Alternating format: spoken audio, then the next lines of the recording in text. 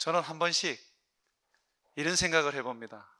예수님이 오실 때 내가 어떻게 그분을 맞이해야 할까? 예수님이 이 땅에 다시 오시거나 또는 예수님께서 특별하게 나를 찾아오신다면 예수님을 포옹을 하면서 주님 너무 보고 싶었습니다 라고 말을 해야 할까? 아니면 유대인들처럼 거룩한 입맞춤을 하면서 예수님 어서 오십시오, 주님을 기다리고 있었습니다 라고 해야 될까? 그런 생각들을 해보았습니다. 그 생각들을 하면 마음 한편에는 즐거움이 생겨납니다.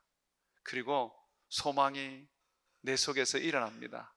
예수님이 빨리 오시면 좋겠다, 빨리 예수님을 만났으면 좋겠다 하는 소망 말입니다. 여러분들은 어떠세요? 예수님을 맞이하고 싶지 않습니까? 또 예수님을 맞이한다면 어떤 모습으로 예수님을 맞이하고 싶으십니까?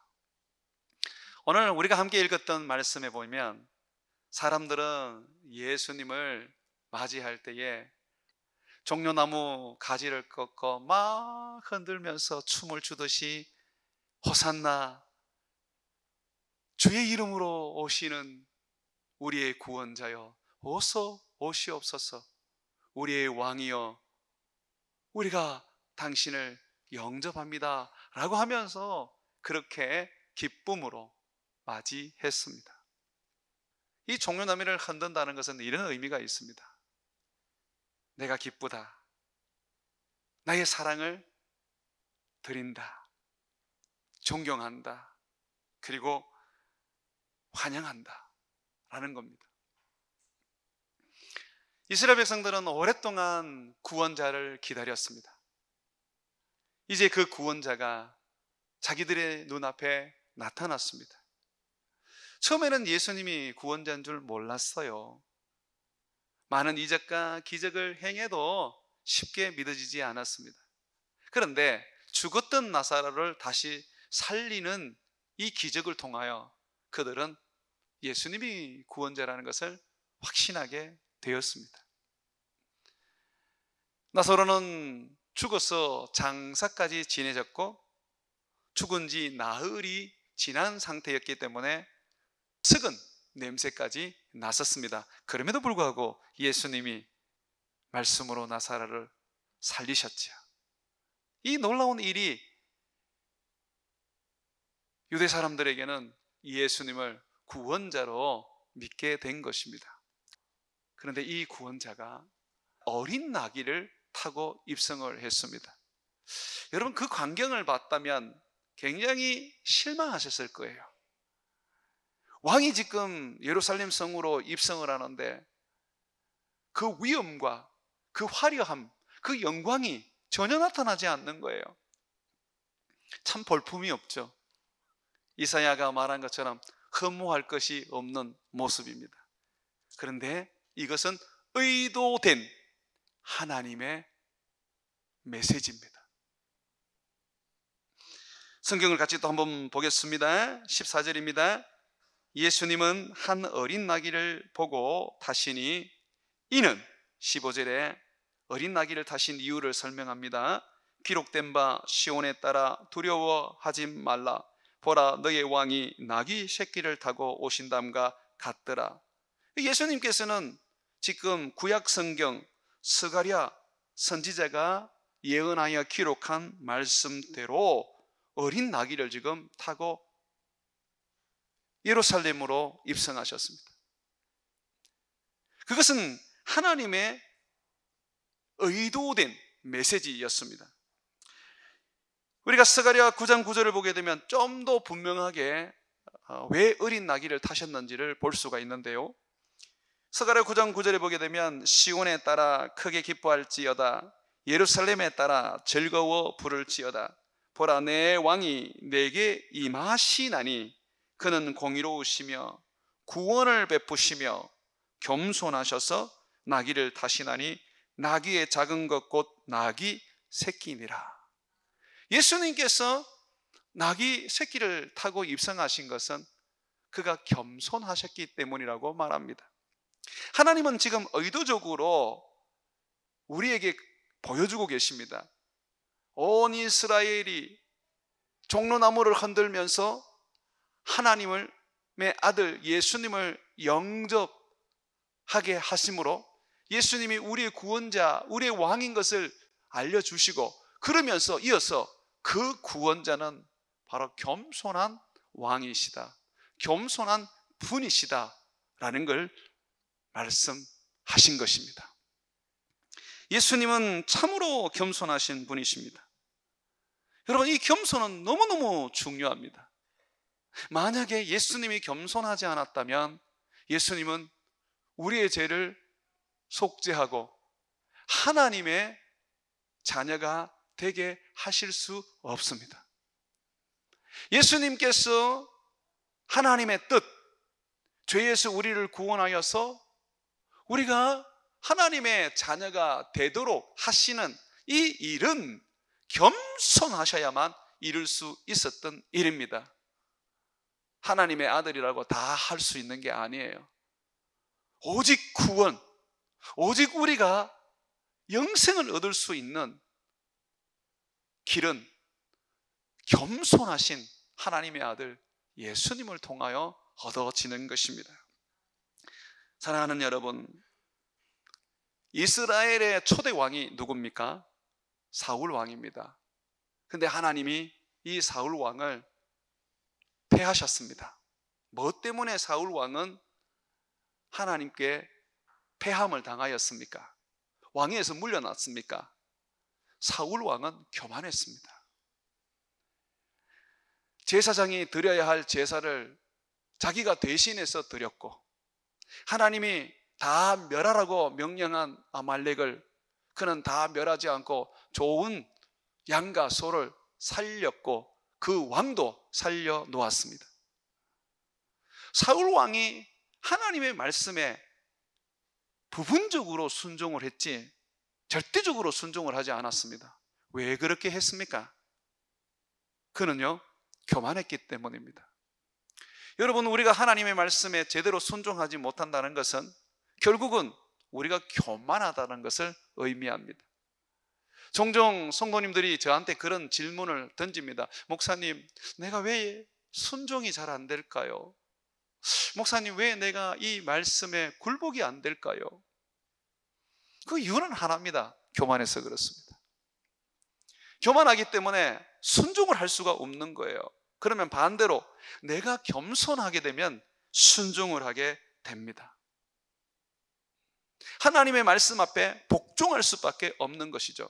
순종의 능력은 겸손에서 나옵니다. 겸손이 없는 사람은 절대로 순종을 못합니다. 어느 정도 순종은 할 수 있어도 온전한 순종을 못하는 것이죠. 아담이 선악과를 따먹었습니다. 그는 불순종했습니다. 하나님의 말씀에. 어떻게 불순종하게 되었습니까? 그가 교만해졌습니다. 사탄이 네가 이 선악과를 먹으면 하나님과 같이 된다는 말을 했습니다. 그 말에 하나님같이 되고 싶어서 교만해졌어. 결국은 그는 선악과를 따먹어 하나님 말씀에 불순종하게 되었죠. 우리가 하나님의 말씀에 순종하지 못할 때는 내가 교만하다는 것을 우리는 인정해야 합니다. 사울을 패하시고 다윗을 하나님이 왕으로 세우셨는데 하나님은 이 다윗이 마음에 드셨습니다. 성경에는 하나님의 마음에 들었다라고 말합니다. 사도행전 보게 되면 이런 말씀이 나옵니다.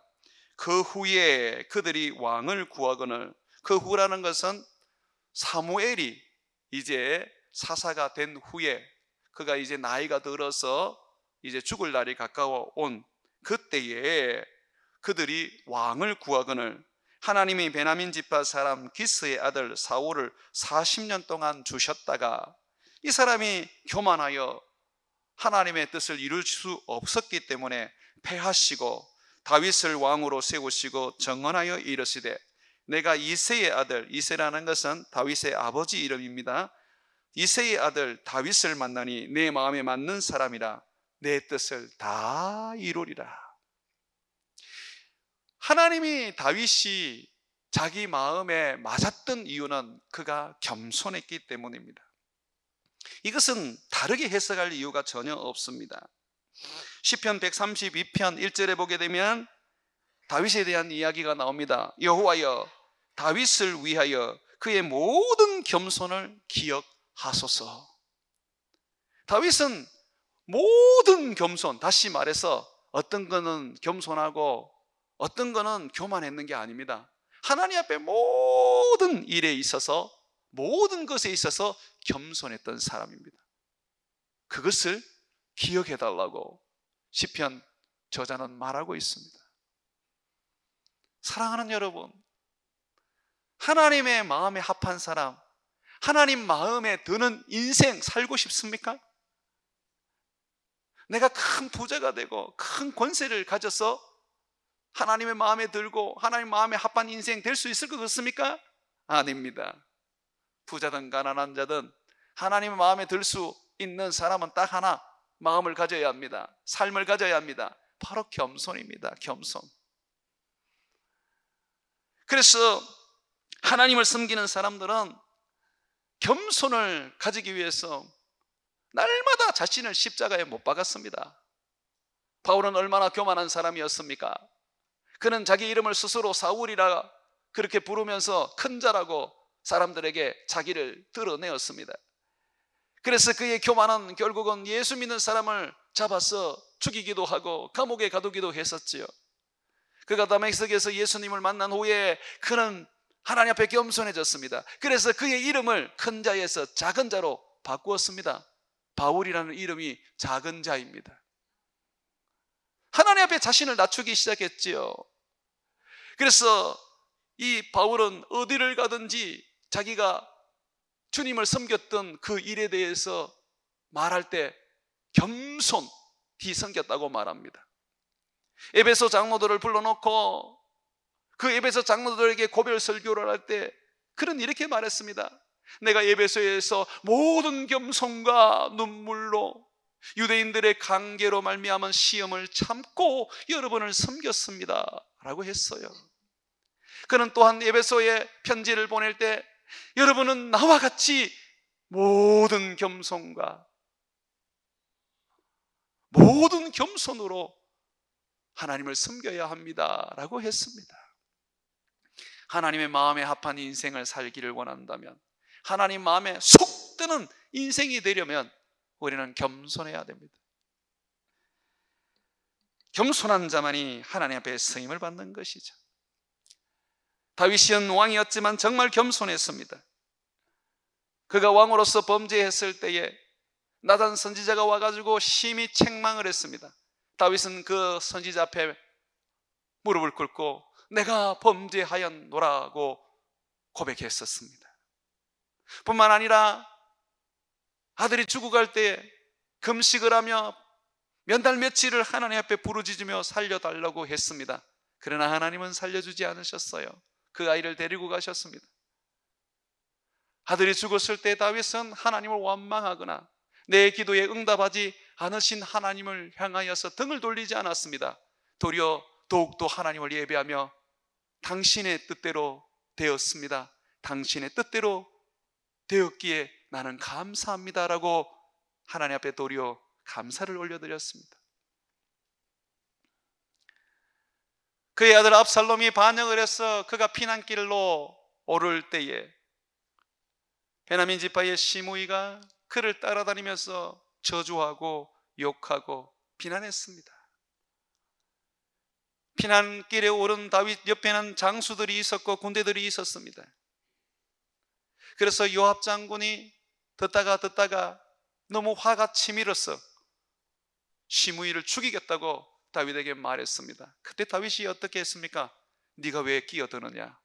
하나님이 저 시므이를 통하여 다윗을 저주하고 욕하시는 것이라면 누가 막을 수가 있겠느냐? 이 일로 인해서 하나님이 나를 불쌍히 여기실 것이다. 그의 삶은 모든 것에 있어서 하나님을 바라보고 하나님 앞에 겸손했습니다. 하나님이 그를 높여도 그는 낮아졌고 하나님이 그에게 재앙을 주시고 그에게 질병을 주시고 하나님이 그에게 자식들에게 나라를 빼앗겨 도망다니게 할 때에도 그는 하나님 앞에 잠잠히 자기를 낮추고 하나님만을 의지하며 겸손하게 주를 섬겼습니다. 하나님이 쓰시는 사람은 겸손한 자입니다. 요셉은 어떻습니까? 그는 17세에 인신매매를 당해서 이집트의 노예로 팔려갔습니다. 한 번도 험한 일, 굳은 일을 해보지 않았던 사람이었습니다. 부잣집의 아들로 태어나서 얼마나 아버지에게 사랑을 받고 많은 종들에게 섬김을 받았는지 모릅니다. 그런데 형들이 그를 죽이려 하고 그를 마지막에는 죽이지 않고 이집트의 노예로 팔아버렸죠. 인신매매였지요. 그는 이집트의 노예로 팔려가서 너무너무 큰 고통을 당했습니다. 원치 않는 감옥에서도 오랜 세월 거기에서 살아야만 했었습니다. 젊은 시절 노예로 살고 감옥에서 죄수로 살아야 했던 그의 마음속에 원망과 미움과 저주만 남았을 것 아닙니까? 그런데 그가 총리가 되었을 때 형들을 만나게 되었습니다. 자기를 인신매매했던 그 형들에게 뭐라 그랬습니까? 자기의 그 응어리진 가슴, 그 원한진 그 마음을 그 형들에게 풀었습니까? 복수했습니까? 오늘날 우리가 이 드라마 같은 거 또 영화 같은 거 보게 되면 용서가 없어요. 보면요, 반드시 복수를 전제로 지금 드라마나 영화가 스토리를 짜고 있습니다.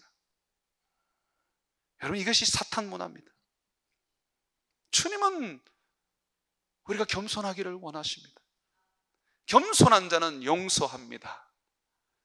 이게 참 놀라운 일입니다. 내가 용서하지 못하고 내 마음에 원한이 있고 내 마음에 미움이 있다면 교만하다는 것입니다. 우리는 예수 그리스도와 함께 십자가에 못 박혀 죽었습니다.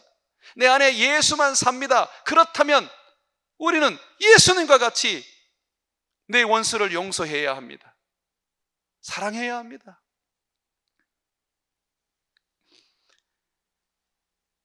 요셉은 형들에게 자기가 형들이 판 요셉이라는 것을 말했습니다. 형들은 그걸로 인해서 너무 두려웠습니다. 큰 권세를 가지고 있는 이 요셉에 의해서 그들은 죽을 수도 있다는 공포를 느꼈습니다. 그런데 요셉이 뭐라 그랬습니까? 형님들, 걱정하지 마십시오. 형님들이 나를 이곳에 인신매매한 것이 아닙니다. 하나님이 나를 이집트에 보내신 겁니다. 아버지의 자녀들 이스라엘 민족을 구원하시기 위하여 이 흉년 중에 그들을 살리시기 위하여 나를 먼저 이곳에 보내어 구원을 예배하게 하신 겁니다. 나를 이곳에 판 자는 하나님이시지 형들이 아닙니다. 그러니 걱정하지 마십시오. 여러분, 이것이 겸손입니다. 내가 당하는 어려움, 내가 겪는 힘겨움들, 그 모든 것을 하나님 앞에서 받아들이는 것입니다. 원망이 아니라, 하나님을 향하여 불평하는 것이 아니라, 하나님 주신 분도 하나님이시니까 거두어 가시는 분도 하나님이십니다. 나는 하나님을 찬양합니다. 잘 될 때만 하나님 감사합니다. 복 받을 때만 하나님 고맙습니다라고 하지, 망하면, 병들면, 어려움을 당하면 하나님을 보지도 않고 입에도 부르지도 않습니다. 이게 교만입니다. 하나님의 사람들은 그렇지 않습니다. 그들은 철저하게 하나님의 뜻에 자기를 복종시켰습니다. 왜냐하면 겸손했기 때문이죠. 예수님은 모든 겸손의 겸손이신 겸손의 왕이십니다. 빌립보서 2장 5절과 8절에 보게 되면 예수님의 겸손이 하나님의 뜻을 이루었다고 말하고 있습니다. 그래서 우리 안에 예수님의 겸손을 가져라고 말합니다. 너희 안에 이 마음을 품어라. 곧 그리스도 예수의 마음이니 그는 근본 하나님의 본체시나. 예수님은 아버지 하나님과 동등하신 하나님이십니다. 그러나 하나님과 동등됨을 취할 것으로 여기지 아니하시고 오히려 자기를 비워 종의 형체를 가지사 사람들 같이 되셨고 사람의 모형으로 나타나사 자기를 낮추시고 죽기까지 복종하셨으니 곧 십자가에 죽으심이라. 예수님이 자기를 낮추시고 예수님께서 십자가에서 죽으셨음으로 말미암아 우리는 구원을 얻었습니다. 하나님의 뜻은 죄인이 영원한 지옥에 들어가지 않고 예수 그리스도의 십자가의 죽음의 속죄로 말미암아 구원을 얻고 영생을 얻는 것입니다. 예수님이 겸손하지 않으셨다면 예수님은 십자가에서 죽을 수가 없습니다. 예수님은 자기를 다 비우시고 자기를 다 내려놓으시고 우리와 같은 인간이 되어 십자가에서 우리를 위하여 죽을 수 있으셨습니다. 겸손했기 때문이죠. 어린 나귀를 타고 예루살렘으로 입성하시는 우리 예수님, 그는 우리에게 겸손을 보여주고 있습니다. 사랑하는 여러분, 겸손이 하나님의 능력입니다. 하나님의 뜻을 이루는 것입니다. 그래서 하나님은 겸손한 자를 찾으시고 겸손한 자를 쓰십니다. 이 겸손은 세상이 알지 못하는 굉장한 능력을 담고 있습니다. 예수님이 보여주시는 이 겸손에는요, 세 가지의 이 능력이 있는데, 첫 번째는 하나님이 주신 멍에를 메고 우리에게 담담하게 하시는 짐을 질 수 있게 해줍니다. 세상이 힘들고 어렵지만 살아가는 것이 날마다 고통스럽고 또 하루를 산다는 것이 너무 괴로운 일이지만 우리가 겸손하게 되면 우리에게 주어진 이 삶의 무게가 가벼워집니다. 짐은 똑같은데 그 무게는 똑같은데 느껴지는 것이 얼마나 가벼운지 모릅니다. 짜증내고 괴로워하고 화내면서 살아오던 우리의 인생은요, 노래하고 감사하고 사랑하면서 살 수 있게 되어집니다. 그것이 바로 겸손이 주는 능력이라는 것입니다. 마태복음 11장 28절과 30절에 보게 되면 수고하고 무거운 짐진 자들아 다 내게로 오라. 내가 너희를 쉬게 하리라. 예수님은 인생의 무거운 짐을 지고 있는 우리들에게, 죄의 그 고통스러운 짐을 지고 있는 우리에게, 삶의 괴로움 속에 살아가는 이 무거운 짐진 자들에게 말합니다. 오라고 하십니다. 그러면 내가 너희를 쉬게 하리라. 쉰다는 것은 안식을 준다는 것입니다. 평안을 준다는 것입니다. 예수님은 계속해서 말합니다. 나는 마음이 온유하고 겸손하니 나의 명예를 보고 내게 배우라. 우리가 지고 있는 이 짐 가볍게 지고 갈 수 있습니다. 수레를 하나 얻어서 그 수레의 짐을 지운다면 지고 가는 우리의 짐은 이제는 아주 쉽게 가지고 갈 수 있게 됩니다. 그래서 오늘 주님께서 내가 너희에게 멍에를 주겠다고 말합니다. 여러분, 멍에가 뭔지 압니까? 소가 수레를 끌 때에 그 수레와 소의 몸을 연결시키는 하나의 도구입니다. 이 멍에를 탁 매면 그냥 수레가 소가 끄는 대로 끌려다닙니다. 소가 멍에가 없이 그냥 짐을 싣게 되면 많은 짐을 실을 수 없습니다. 그러나 수레에다가 짐을 싣고 소에게 멍에를 메어서 수레를 끌게 하면요, 많은 짐을 실을 뿐만 아니라 사람도 탈 수 있습니다. 짐이 가벼워지는 거죠. 그래서 주님께서 지금 내가 너희에게 멍에를 주겠다고 합니다. 그런데 이 멍에는요, 온유하고 겸손하지 않으면 절대로 움직일 수가 없어요. 주님이 주시는 이 멍에, 이 십자가의 멍에는요, 내가 온유하고 겸손해야 돼요. 예수님은 우리에게 말씀하시고 있습니다. 나는 마음이 온유하고 겸손하니 나의 멍에를 메고 내게 배우라. 뭘 배우라는 겁니까? 우리 주님께 온유와 겸손으로 멍에를 움직여 나가는 것을 배우라는 것입니다. 그리하면 너희 마음에 쉼을 얻으리니 이는 내 멍에는 쉽고 내 짐은 가벼움이라. 예수님의 짐이 가볍습니까? 온 인류의 죄를 담당하시고 십자가에서 죽으셔야 하는데 어떻게 그게 가볍습니까? 내 짐에 비하면 예수님의 짐은 태산과 같습니다. 그런데 예수님은 가볍다고 말합니다. 왜 가볍습니까? 멍에 때문이죠. 예수님이 우리에게 그 멍에를 주신다고 합니다. 그러면서 말합니다. 이 멍에는 반드시 온유하고 겸손해야지만 쓸 수가 있단다.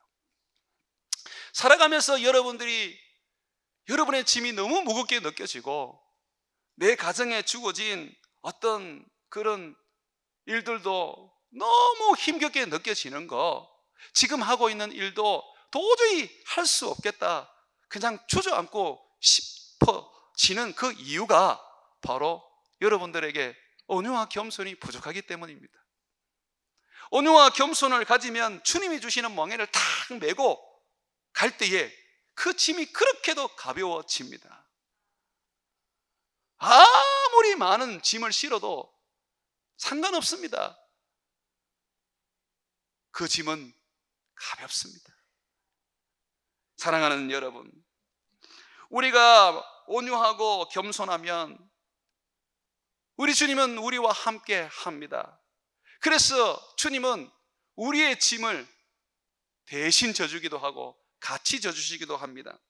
이사야서 57장 15절에 보게 되면 지극히 존귀하며 영원히 거하시며 거룩하다 이름하시는 이 하나님이 이와 같이 말씀하시되 내가 높고 거룩한 곳에 있으며, 하나님이 어디 계신다고요?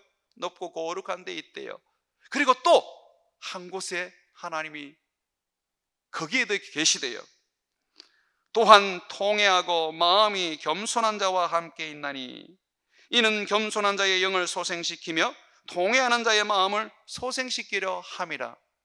하나님은 겸손한 자와 함께 하십니다. 거기에 자기 거처를 삼습니다. 영광스럽고 높은 보좌만 주님께서 거하시는 게 아니라 겸손하고 통회하는 자, 그들에게 거처를 삼고 거기에 거하신다는 것입니다. 성령에 충만한 삶을 살기를 원한다면 겸손해야 돼요.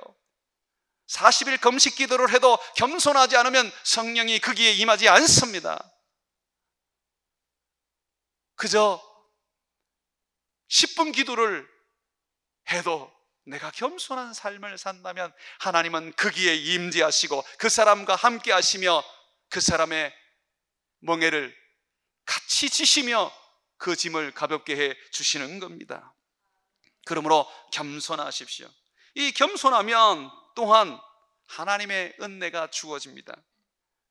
하나님은 겸손한 자에게 은혜를 베푸십니다. 세상은 교만한 자, 겸손한 자, 이 두 부류밖에 없습니다. 중간은 없어요.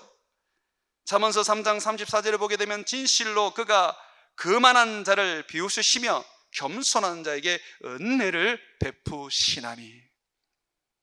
여러분, 겸손한 자에게 은혜를 베푸시는 거예요.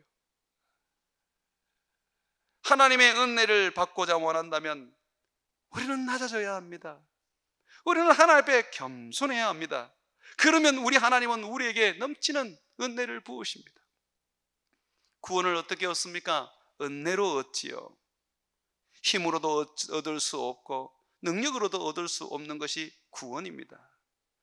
돈이 있어도 얻을 수 없고 마음이 착해도 얻을 수 없는 것이 구원입니다.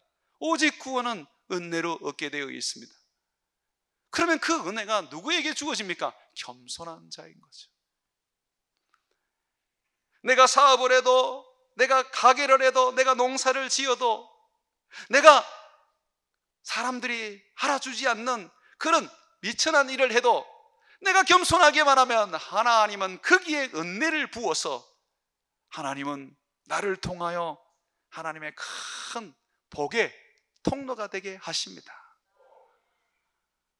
요셉이 일하는 곳마다 하나님의 은혜가 넘쳤던 것은 그가 겸손했기 때문입니다. 교회는 겸손한 자가 섬겨야지 됩니다. 그런 면에 있어서 저는 참 복을 받았습니다. 우리 교회 장로님들은 얼마나 겸손한지 모릅니다. 제가 나이가 제일 어린데도 불구하고 언제나 저를 존중해 주시고, 제가 뭔가를 하겠다 그러시면 우리 장로님들은 저를 믿고 따라와 주십니다. 그래서 여기까지 우리가 하나님의 은혜를 입은 겁니다. 그래서 여러분, 이 교회가 하나님의 은혜가 넘친 거는 목사 탓이 아니라 우리 장로님들과 여러분의 탓입니다. 여러분들이 겸손하시기 때문에, 겸손하게 하나님 앞에 살려고 몸부림치시기 때문에 하나님이 거기에 은혜를 부어주시는 것입니다. 시편 147편 6절에 보게 되면 여호와께서 겸손한 자들은 붙드시고 악인들은 땅에 엎드려 지게 하신다고 말하고 있습니다. 겸손한 자, 그를 주님이 붙잡아 주십니다. 그러므로 겸손한 자에게 하나님이 은혜를 베풀기 때문에 하나님은 겸손한 자를 쓰십니다. 여러분, 우리가 겸손할 때 세 번째로 하나님이 일하십니다. 여러분, 왜 우리가 기도합니까? 내 힘으로 할 수 있는 게 한계가 있기 때문에 기도하잖아요. 내가 할 수 있는 일을 두고 하나님 도와주세요 라고 기도하는 사람이 있습니까? 없을 거예요. 내가 할 수가 없기 때문에, 하나님의 손이 아니면, 능력이 아니면 안 되기 때문에 하나님께 기도를 하는 겁니다. 하나님 도와주세요. 하나님 이루어주세요. 이 교회가 빛 하나 없이 지어질 수 있었던 것도 다 기도입니다. 하나님이 하셨지요.